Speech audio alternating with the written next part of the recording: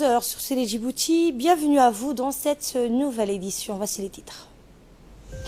Le Premier ministre, accompagné du ministre de l'Intérieur et de la représentante résidente du système des Nations Unies, s'est déplacé donc sur le terrain en vue de suivre de près la situation causée par la chute des pluies torrentielles.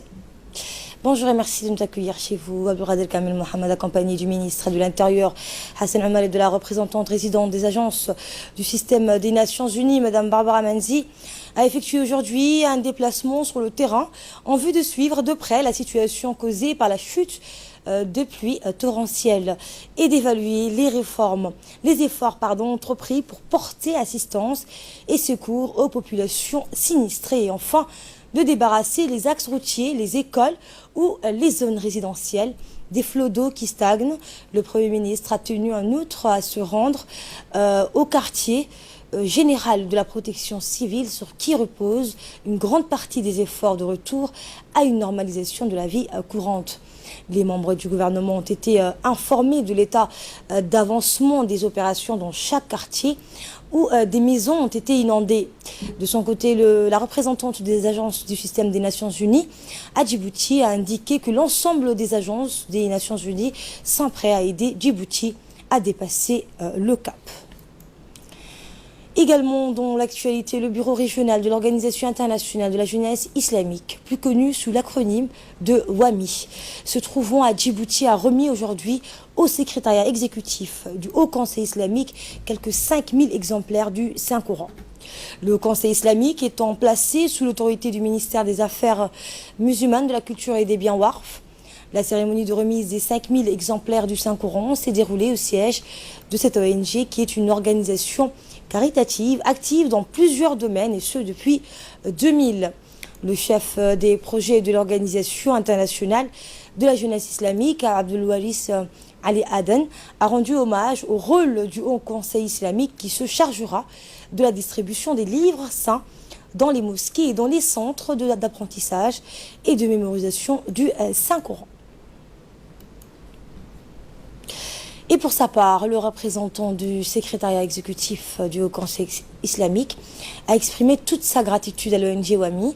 Cheikh Abdulrahman Shamsuddin a salué les efforts constants entrepris par l'organisation WAMI pour accompagner les démarches du ministère des Affaires islamiques afin de propager les valeurs fondamentales d'un islam modéré et tolérant.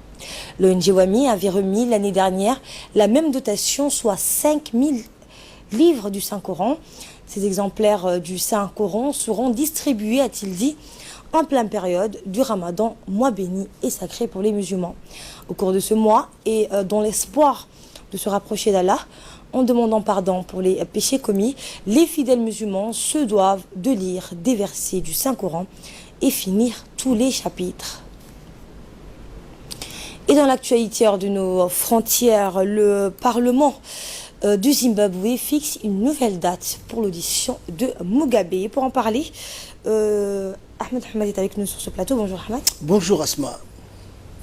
Merci donc Asma, bonjour à tous également. Donc le Parlement zimbabwéen Asma donc a déclaré hier que l'ancien président Robert Mugabe devait répondre aux questions des députés sur les opérations d'extraction de diamants pendant son mandat. Le Parlement veut également que l'homme de 94 ans témoigne de ses déclarations de 2016 selon lesquelles l'État avait été privé par les compagnies minières d'au moins 15 milliards de dollars de revenus de diamants. Mais un officiel donc a indiqué qu'il était peu probable que Mugabe comparaisse devant le comité parce que certains hommes politiques du parti ZANU-PF s'y sont opposés. Les dirigeants ne veulent pas que Robert Mugabe soit donc embarrassé, surtout par les députés de l'opposition. Cela n'arrivera pas, à déclarer donc le responsable refusant d'être nommé. Asma. Et au Nigeria, l'économie tourne au ralenti alors que des élections présidentielles pointent à l'horizon.